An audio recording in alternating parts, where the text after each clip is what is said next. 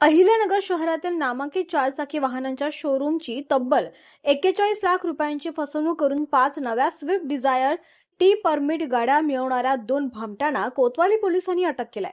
या प्रकरणात फसवणुकीतून मिळवलेल्या सर्व 5 गाड्या पोलिसांनी जप्त केल्यात।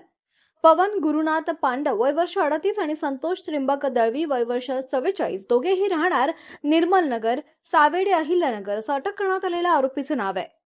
या दोघांनी कट रचून महालक्ष्मी ऑटोमोटिव्ह मारुती सुझुकी शोरूमला बनावट बँक मेसेज आणि यूटीआर क्रमांक पाठवून 41 लाख रुपयांचं पेमेंट केल्याचं भासवलं।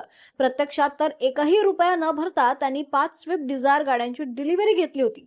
शोरूमच्या खात्यांची पडताळणी करताना ही फसवणूक उघडकीस आली। आरोपींनी नंतर दिलेले धनादेशही खात्यात शिल्लक रक्कम नसल्याने वटले नाही। या प्रकरणी कोतवाली पोलीस ठाण्यात गुन्हा दाखल करण्यात आला होता।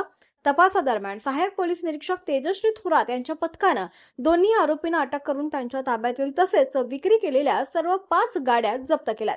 या कारवाई संदर्भात बोलताना कोतवाली पोलीस ठाण्याचे पोलीस निरीक्षक संभाजी गायकवाड यांनी अधिक माहिती दिली आहे। सदरची घटना जी आहे त्याच्यामध्ये Mahalakshmi automotive Maruti Suzuki showroom आहे। तर या शोरूमच्या 5 स्विफ्ट डिझायर टी परमिटच्या गाड्या आहेत।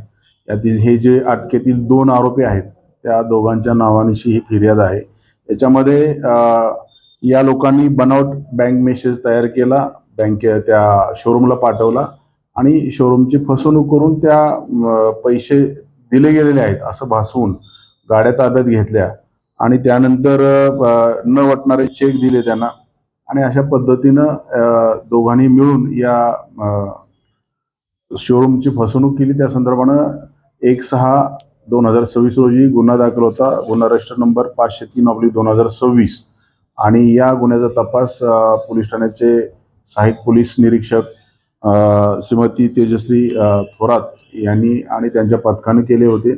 याच्यामध्ये या ज्या फसवणूक करून ताब्यात ठेवलेल्या 5 गाड्या स्विफ्ट डिझायर टी परमिटच्या कोतवाली पोलिसांनी रिकव्हर केलेल्या आहेत।